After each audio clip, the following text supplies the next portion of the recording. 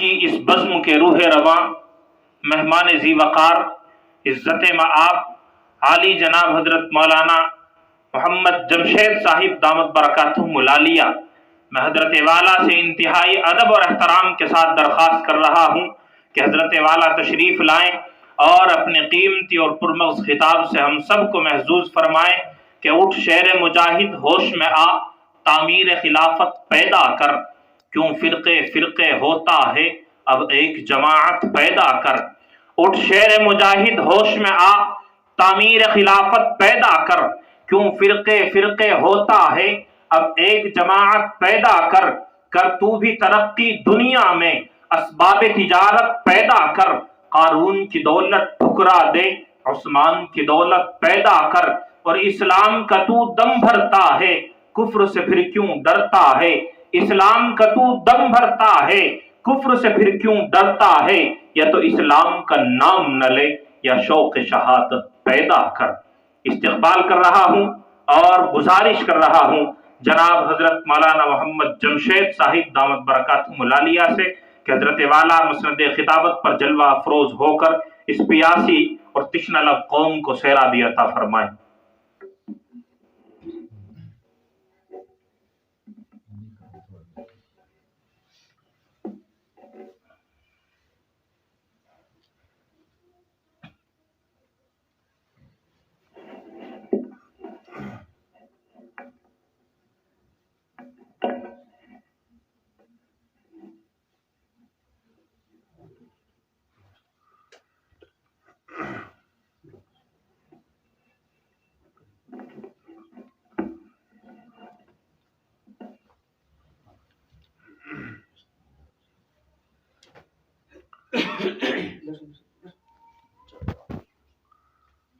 الحمد لله رب العالمين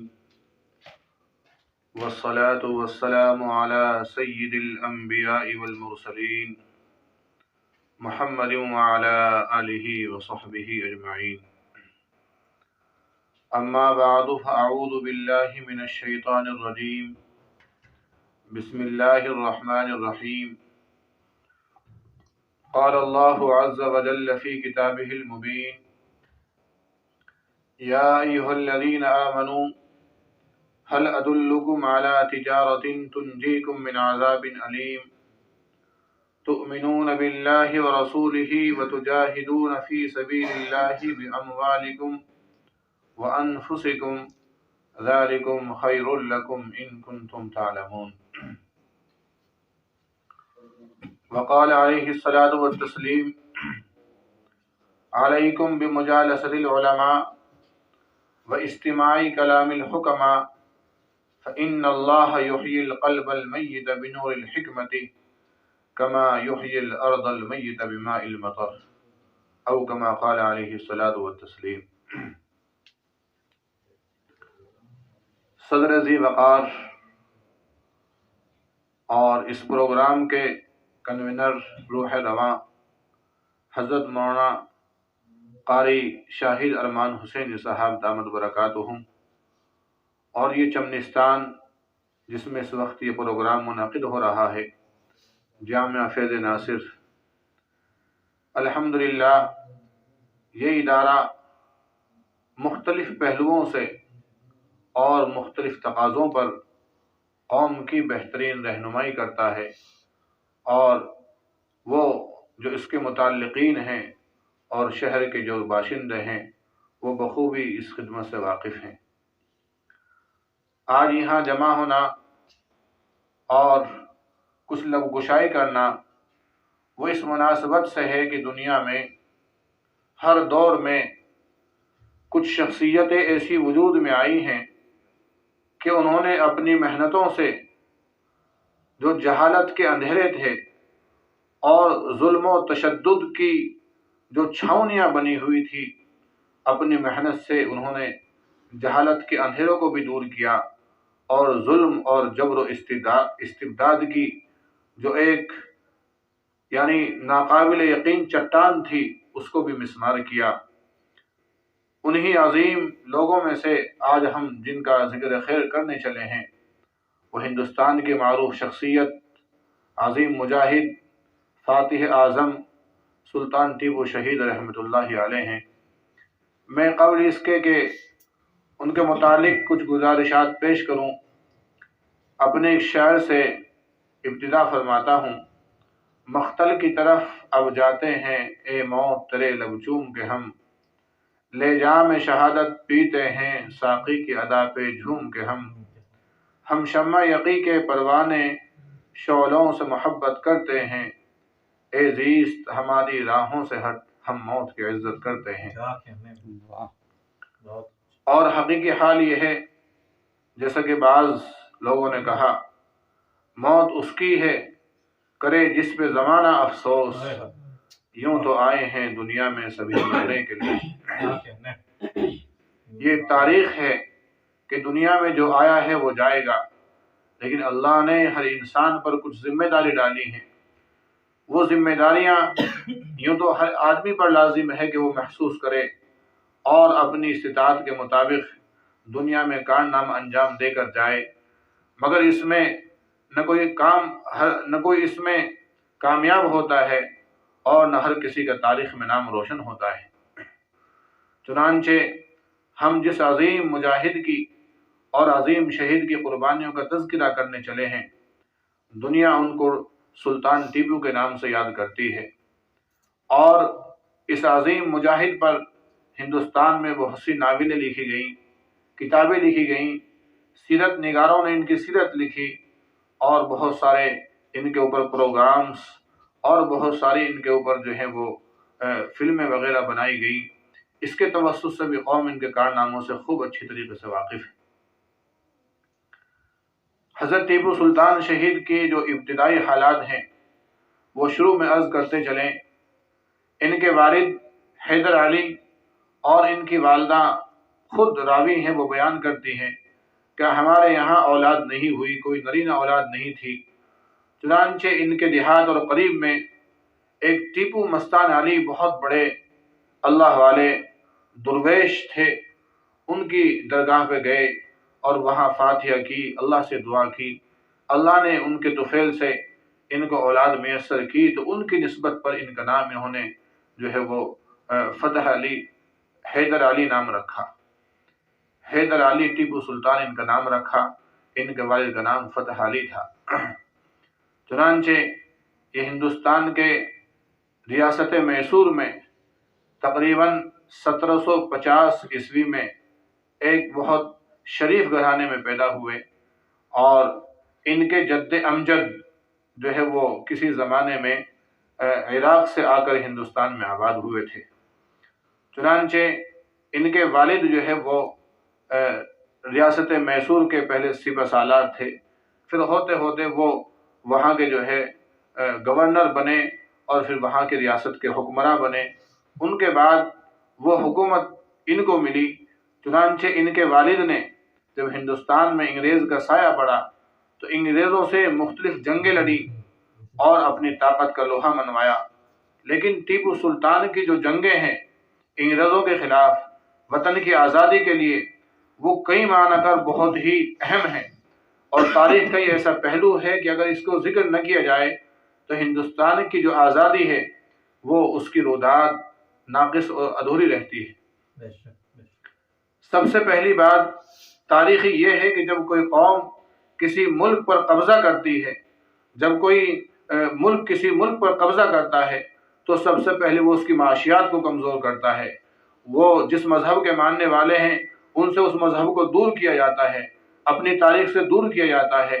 اور ان کے اندر سے جو بہادری اور دلچسپی کی جو صفات ہوتی ہیں وہ ختم کی جاتی ہیں۔ پہلے ان کو ذہناً غلام بنایا جاتا ہے، اور ذہناً غلام بنا کر کے تب ان کو ہمیشہ کے لیے جو ہے وہ بند کر دیا جاتا ہے۔ چنانچہ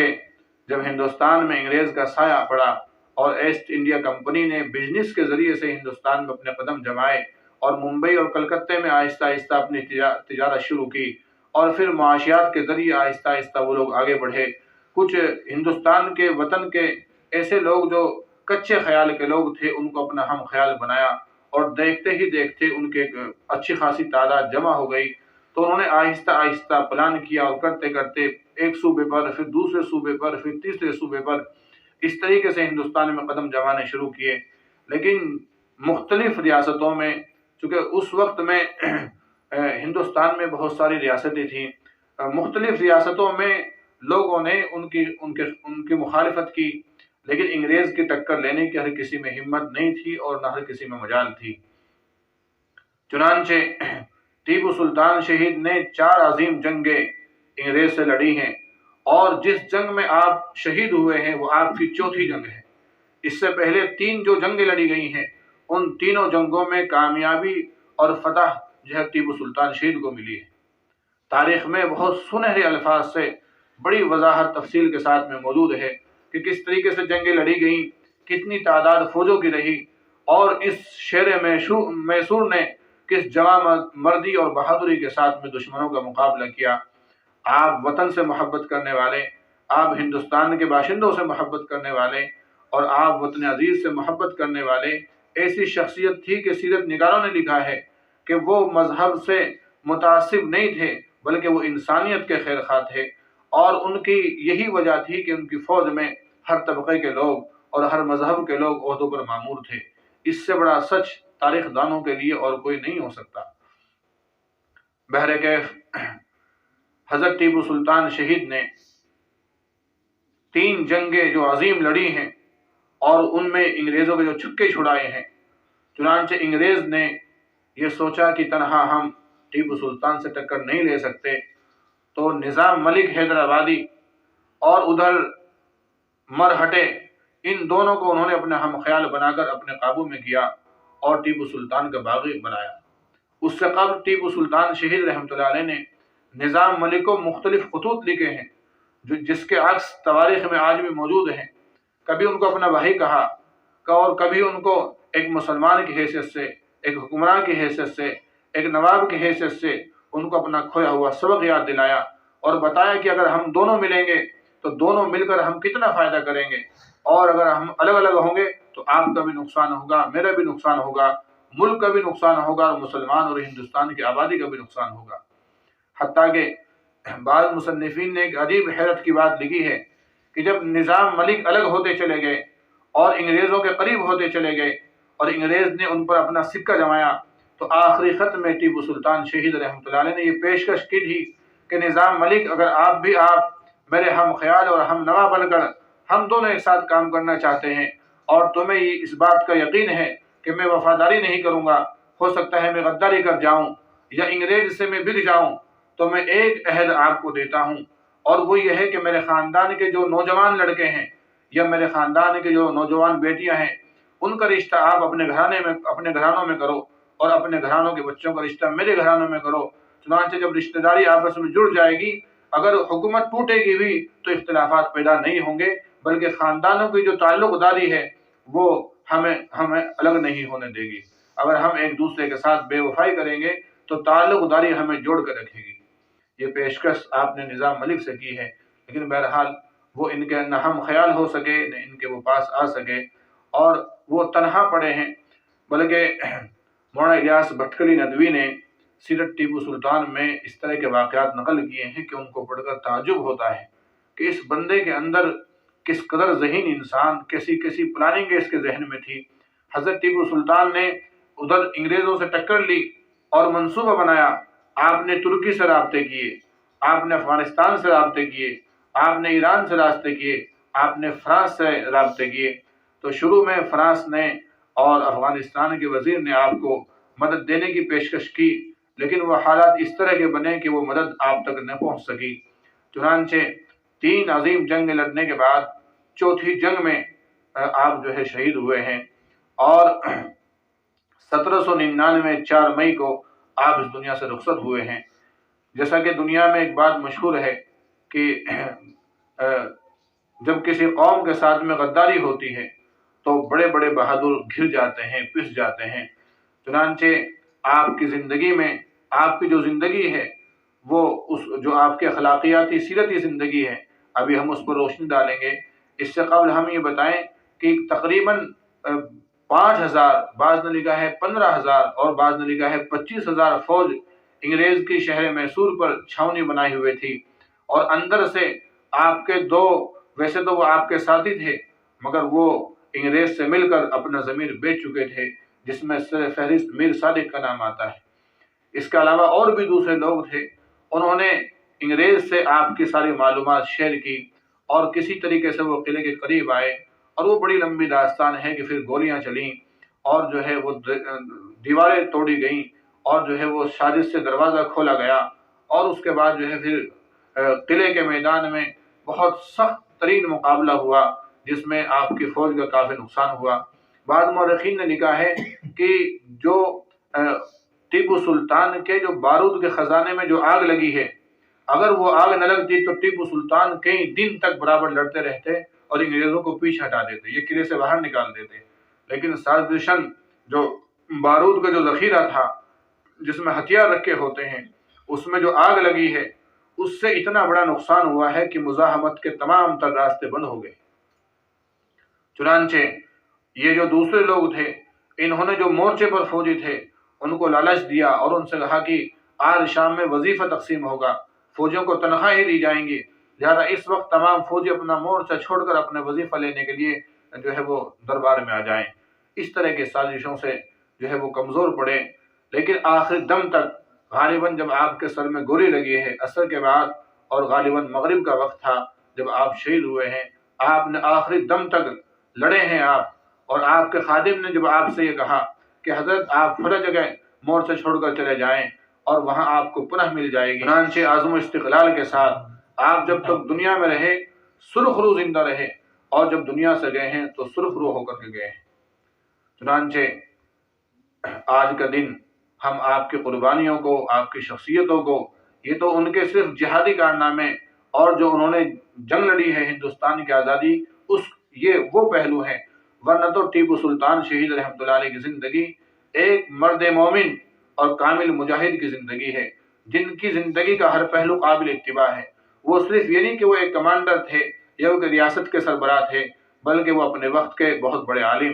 بہت بڑے مجاہد، بہت بڑے منصف اور بہت بڑے سائنٹسٹ اور بہت بڑے ریاضی کے جاننے والے، یعنی جتنے بھی علوم و فنون ہیں سب کی جامع شخصیت تھی۔ چنانچہ مورخین نے جو آپ کے توپ خانے تھے، جو آپ کے استبل تھے، جو آپ کے ہتھیاروں کے جو آلات تھے، ان کو اس پر جب روشنی ڈالی ہے تو بہت سے لوگوں نے لکھا ہے کہ آپ نے پانی اور سمندر کے 20 بڑے جہاز، 20 بڑے بیڑے تیار کیے ہیں، جس میں سے 10 چھوٹے ہیں اور 10 بڑے ہیں، اور بہت سارے اس طرح کے بیڑے تھے کہ جن پر توپ نصب کی ہوئی تھی، اور آپ نے اپنے زمانے میں پانی کے بیڑے ایجاد کیے، سمندر کے جہاز ایجاد کیے، توپیں ایجاد کی، اور آپ نے راکٹ ایجاد کیے۔ یہ راکٹ کی ایجاد بر صغیر ایشیا میں یہ حضرت کی دین ہے۔ تو حضرت کا ذہن مختلف علوم و فنون پر چلتا تھا، اور ایسی اصطلاحات، ایسی ڈسپلن آپ نے قائم کی ہیں جو آج کل فوجی چھاونیوں میں اپنائی جاتی ہیں۔ فوج کے تعلق سے آپ نے اس طرح کی جو ہے وہ اصطلاحات قائم فرمائی تھی۔ مثلا فوج کے لیے سردی کے موسم میں الگ کپڑوں کا انتظام، گرمی کے موسم میں الگ کپڑوں کا انتظام، اور غذا میں سردی کا موسم ہے تو اس کے مطابق معتدل غذا، گرمی کا موسم ہے تو فوجیوں کے لیے اس کے مطابق معتدل غذا۔ اور وہ فوجی جو کسی بے آب و گیا جنگل میں ہیں، سمندر کے کنارے ہیں، خطرات کے درمیان میں ہیں، تو آپ ان کا وظیفہ بڑھا کر دیا کرتے تھے۔ جو فوجی اس طرح کے ہوتے کہ وہ آرام کی جگہ میں اور کم مشقت میں ہوتے تو ان کو جو ہے وظیفہ الگ طرح کا دیا جاتا۔ یہ تمام تر اصطلاحات آج بھی ہمارے ملک میں رائج ہیں، اور یہی اصطلاحات دنیا کے اکثر ممالک میں رائج ہیں۔ ان سب کے موجد اور ان سب کو ایجاد کرنے والے حضرت ٹیپو سلطان شہید ہیں۔ چنانچہ آپ مطالعے کے ذوق رکھنے والے، نماز اور قرآن کی تلاوت کرنے والے، آپ کے محررین لکھتے ہیں کہ آپ ہر خط کی ابتدا بسم اللہ الرحمن الرحیم سے فرمایا کرتے تھے۔ باوضو رہنے کا آپ کا معمول تھا، قرآن کی تلاوت کا معمول تھا، اور جب آپ نے اپنے قریبی مسجد میں جو ہے مسجد کی بنیاد رکھی ہے تو اس کی بنیاد خود رکھ کر یہ کہتے ہوئے فرمایا الحمدللہ میری کبھی تہجد کی نماز قضا نہیں ہوئی ہے۔ یہ وہ لوگ تھے جو ایک طرف بادشاہ تھے، دوسری طرف درویش اور اللہ والے تھے، اور بکثرت آپ کے متعلق یہ آتا ہے کہ جب آپ کہیں باہر نکلتے تو ایک کھدر کی چادر آپ کے پاس ہوتی، آپ اس کو بٹھا کر پر تکلف زمین پر بیٹھ جایا کرتے تھے۔ اللہ کے نبی علیہ الصلوۃ والتسلیم نے فرمایا من تواضع للہ رفعہ اللہ، اس کی آپ تصویر تھے کہ جو آدمی اللہ کے لیے تواضع اختیار کرتا ہے تو اللہ پاک اس کو عزت اور رفعت کے مقام تک پہنچا دیتا ہے۔ چنانچہ ہمارے ہندوستان میں جتنے لوگ گزرے ہیں جنہوں نے وطن کی خاطر قربانی دی ہے، حضرت ٹیپو سلطان شہید کا نام ان سب لوگوں میں سر فہرست آتا ہے۔ انگریز سے اتنی مضبوط طریقے سے لڑنے والا بڑا مشکل سے دوسرے آدمی تاریخ میں نظر آتے ہیں جتنے حضرت ٹیپو سلطان شہید ہیں۔ چنانچہ ان کے والد محترم، ان کی بھی بڑی قربانی ہے، ٹیپو سلطان کی بھی بڑی قربانی ہے۔ ان کے واقعات جو کتابوں کے اندر لکھے ہیں، جب ہم ان کو پڑھتے ہیں تو آنکھوں سے بے ساختہ آنسو جاری ہو جاتے ہیں کہ ان کے والدین نے ان لوگوں کی کس قدر تربیت فرمائی تھی، اور ان لوگوں نے بڑے ہو کر پھر اس تربیت کو کس طریقے سے کام میں لا کر ملک اور قوم کی خدمت انجام دی ہے۔ چنانچہ ہمارا آج کا دن، آج کا یہ پروگرام، چونکہ آج جو ہے وہ نومبر کا مہینہ ہے، اور اسی نومبر کے مہینے میں اور 10ویں تاریخ میں آپ کی ولادت ہوئی ہے، باسعادت ہوئی ہے، آپ دنیا میں تشریف لائے ہیں۔ یہ تو دنیا میں لوگ آتے ہیں جاتے ہیں، مگر کچھ شخصیات ایسی ہوتی ہیں کہ جن کی پیدائش کا دن، جن کی وفات کا دن، دنیا سے رخصت ہونے کا دن، ان کی شہادت کا دن تاریخ میں جلی حرفوں سے لکھا جاتا ہے، چونکہ یہ وہ لوگ ہوتے ہیں جنہوں نے زندگی میں رہ کر زندگی کو کامیاب بنایا ہوتا ہے اور اپنی زندگی سے دنیا میں وہ نقوش چھوڑے ہوتے ہیں کہ جو تاریخ کے صفحات پر ہمیشہ کے لیے رقم ہو جایا کرتے ہیں۔ چنانچہ اگر دنیا میں بہادروں کی لسٹ تیار کی جائے اور مجاہدین کی لسٹ تیار کی جائے اور عظیم بادشاہوں کی لسٹ تیار کی جائے تو ان میں ایک نام سلطان ٹیپو شہید کا ضرور شامل ہوگا۔ چنانچہ ہمارے قریب میں ابھی ایک مفکر اسلام حضرت مولانا سید ابو الحسن علی ندوی رحمۃ اللہ علیہ، بہت بڑی عظیم ہستی گزری ہیں۔ حضرت فرماتے ہیں کہ جب میں نے ٹیپو سلطان کی سیرت پڑھی، آپ کا مزاج، آپ کا اخلاق اور آپ کے کارنامے اور ہندوستان اور وطن کے لیے اور قوم کے لیے اور مسلمانوں کے لیے جو ان کی قربانیاں پڑھی تو میں ان کا دل دادہ بن گیا۔ چنانچہ میرا معمول تھا کہ میں مغرب کے بعد ہمیشہ سورہ یاسین پڑھتا تھا، تو میں نے غالباً تقریباً 40 سال تک اپنی سورہ یاسین میں ٹیپو سلطان شہید کے اصالِ ثواب کو ہمیشہ شریک کیا۔ چنانچہ آپ ایک موقع پر فرماتے ہیں، بلکہ آپ کے خادم نقل کرتے ہیں کہ آپ اپنی مصروفیت کی بنا پر آپ ٹیپو سلطان شہید کے مزار پر کبھی حاضر نہیں ہو سکے۔ چنانچہ آپ کو ادارے کی ذمہ داری، تعلیم کی ذمہ داری، آپ کے اسفار، آپ کی تحریرات، آپ کی تصنیفات، آپ ایک جامع اور مصروف شخصیت تھی۔ چنانچہ ایک روز یہ ہوا کہ آپ کہیں قریب سے گزر رہے تھے، آپ نے اپنے خادم اور ڈرائیور سے کہا کہ میرا جی چاہتا ہے کہ میں شیر میسور شہید ٹیپو سلطان کے مزار پر حاضری دوں۔ چنانچہ تھوڑی ہی دور چلے ہیں تو حضرت کی جو گاڑی تھی، حضرت کی جو سواری تھی وہ خراب ہو گئی۔ ڈرائیور نے کہا کہ حضرت سواری خراب ہو گئی ہے اور یہ وہاں نہیں پہنچے گی۔ حضرت نے فرمایا سواری جہاں تک چل سکتی ہو آپ اس کو لے کے چلیں، مجھے امید ہے کہ اللہ تعالیٰ اس کے ذریعے ہمیں وہاں پہنچائے گا۔ چنانچہ باوجود اس کے کہ گاڑی کا کوئی ٹائر ہو یا کچھ اور معاملہ ہو، اس میں نقص ہو گیا تھا، تو یہ وہاں گئے اور وہاں سے واپس آئے تو ڈرائیور نے کہا کہ حضرت میں اتنے دن سے اس لائن میں ہوں اور عموماً اس طریقے سے نہ گاڑی اتنی دور جایا کرتی ہے نہ واپس آیا کرتی ہے۔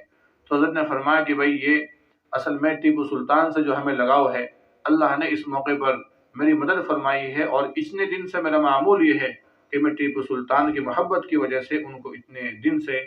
برابر ایصال ثواب کرتا ہوں۔ چنانچہ یہ وہ عظیم لوگ تھے کہ ان لوگوں کو ہمیں یاد رکھنا چاہیے، ان کی قربانیوں کو یاد کرنا چاہیے، اور خصوصاً جو امت کے نوجوان لوگ ہیں انہیں چاہیے کہ وہ ٹیپو سلطان کی شخصیت پڑھیں، چونکہ سیرت نگاروں نے لکھا ہے کہ انسان جس طرح کا لٹریچر پڑھتا ہے، جس طرح کی تاریخ پڑھتا ہے، جس طرح کا مواد پڑھتا ہے، اس کے ذہن پر اس کے اثرات لازم آتے ہیں۔ چنانچہ اس بات کا تجربہ اہل علماء نے لکھا ہے کہ جو شخص ابو بکر صدیق رضی اللہ تعالیٰ عنہ کی سیرت پڑھے گا اور اس کا مطالعہ کرے گا تو اس کے ذہن و دماغ میں صدیقیت، سچائیت اور توحید اور ایمان کامل و مکمل طریقے سے اس کی طبیعت میں رس بس جائے گا۔ اور اگر کوئی شخص فاروق اعظم رضی اللہ تعالیٰ عنہ کی سیرت کا مطالعہ کرے گا تو اس کے اندر حق گوئی، بے باکی، نڈر اور فیصلہ کرنے کی جرت اتم درجے سے اس کے اندر موجود ہو جائے گی۔ اگر کوئی عثمان غنی رضی اللہ تعالیٰ عنہ کی سیرت کا مطالعہ کرے گا تو وہ شرم و حیا کا پیکر، استغنائیت، راہ خدا میں خرچ کرنے کا جذبہ، یہ تمام اوصاف جو عثمان غنی کے اندر تھے ان کا پرتو اور ان کی خصوصیات اس کی طبیعت میں شامل ہو جائے گی۔ اگر کوئی آدمی علی مرتضیٰ رضی اللہ تعالیٰ عنہ کی سیرت کا مطالعہ کرے گا تو وہ صفات جو حضرت علی رضی اللہ تعالیٰ عنہ کے اندر تھی، وہ فیصلہ کرنے کی جرات، وہ فیصلہ کرنے کی بہت دور کی نگاہیں، اور وہ اللہ کے رسول صلی اللہ علیہ وسلم کی سنتوں سے عظمت اور محبت اور وہ تمام چیزیں جو اللہ کے نبی علیہ السلام نے جو فضیلتیں بیان فرمائی ہیں ان کا عکس اور پرتو اس کی زندگی میں لازم آئے گا۔ تو انسان جیسا لٹریچر پڑھتا ہے، جیسی تعلیم حاصل کرتا ہے، اس کے اثرات اس کی طبیعت پر لازم پڑتے ہیں۔ تو ہمیں چاہیے خصوصاً ہمارے نوجوانوں کو کہ ہم ٹیپو سلطان کی سیرت کا مطالعہ کریں، ان کے اخلاقی پہلو کا بھی مطالعہ کریں، ان کی زندگی کا بھی مطالعہ کریں، ان کی بادشاہت کا بھی مطالعہ کریں، اور ان کے جو مجاہدانہ کارنامے ہیں، ملک و قوم کے لیے جو ان کی خدمات ہیں ان کو بھی یاد کریں۔ تو ہم پھر یقینی بات یہ ہے کہ ممکن ہے کہ ہم میں سے کوئی پھر دوبارہ سے وہی مرد مجاہد اور وہی ٹیپو سلطان شہید ثانی پیدا ہو جائے، اور جس طریقے سے اپنے دور میں انہوں نے خدمات انجام دی ہیں وہی خدمات ہم بھی جو ہے وہ ادا کریں۔ غالباً 1929 میں ڈاکٹر علامہ اقبال مرحوم میسور تشریف لائے، اور تشریف لانے کے بعد حضرت ٹیپو سلطان کے مزار پر حاضری دی، تو جو ساتھ میں تھے انہوں نے لکھا ہے کہ تقریباً 2 گھنٹے سے زائد وقت میں حضرت ٹیپو سلطان کی مزار کی زیارت کر کے اور وہاں کچھ پڑھ کے اور کچھ فکر انگیز ذہن لے کر کے اقبال مرحوم باہر نکلے ہیں تو آنکھیں سرخ تھیں اور آنکھوں سے آنسو ڈب ڈبا رہے تھے۔ اس قیامت خیز عالم میں آپ نے حضرت ٹیپو سلطان کی شان میں کچھ اشعار لکھے ہیں۔ کتنے معنی خیز، کتنے جامع الفاظ ہوتے ہیں۔ ایسا محسوس ہوتا ہے کہ عربی لغت اور فارسی لغت اور اردو زبان کی لغتیں ان کے سامنے دستبستہ حاضر کھڑی ہیں،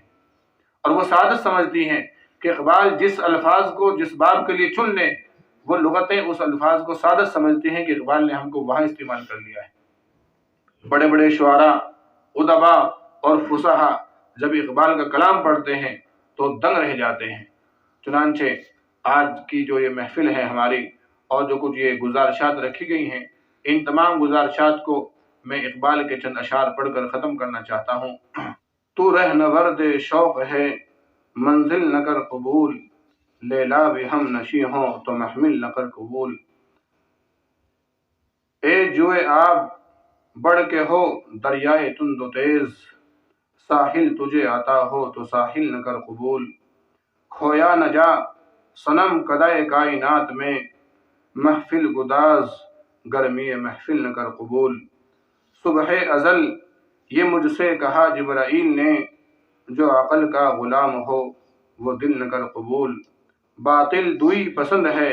حق لا شریک ہے، شرک میان حق و باطل نہ کر قبول۔ یعنی یہ بڑی معنی خیز ہے۔ اس میں اقبال نے یہ کہا ہے کہ انسان جب کوئی کامیابی کی طرف بڑھتا ہے، کوئی مقصد لے کے چلتا ہے، تو اس کے درمیان میں جو رکاوٹیں آتی ہیں ان کو انسان کو قبول نہیں کرنا چاہیے، بلکہ اپنی منزل کی طرف رواں دواں ہونا چاہیے۔ جب انسان جرات کے ساتھ ثابت قدم رہتا ہے تو بعض مرتبہ اس کو عہدے کا لالچ دیا جاتا ہے، بعض مرتبہ مال کا لالچ دیا جاتا ہے، بعض مرتبہ اس کو دنیا کی کسی اور نعمت کا لالچ دیا جاتا ہے، بعض مرتبہ اس کے زمین کا سودا کیا جاتا ہے۔ لیکن ان تمام رکاوٹوں کو دور کر کے انسان کو چاہیے کہ وہ اپنی منزل کی طرف اور اپنے قافلے کی طرف رواں دواں رہے۔ پھر ایک دن وہ ہوگا کہ تمام مصیبتیں اور پریشانیاں چھڑ جائیں گی اور انسان منزل مقصود تک پہنچ جائے گا، جیسا حضرت ٹیپو سلطان شہید اپنے منزل مقصود تک پہنچے ہیں۔ آخر میں ہم دعا کرتے ہیں کہ اللہ تعالیٰ ان کو تمام امت کی طرف سے، پوری انسانیت کی طرف سے، ملک و ملت کی طرف سے ان کو کروٹ کروٹ چین سکون نصیب فرمائے اور ان کی قبر پر رحمتوں کی بارش فرمائے۔ اور یہ پروگرام جو ہمارے ساتھیوں نے منعقد کیا ہے اور جن جن لوگوں نے اس میں حصہ لیا ہے اور اس میں قربانیاں دی ہیں، اللہ تعالیٰ ہم سب کی جانب سے ان کو بہترین جزا نصیب فرمائے۔ وما علینا الا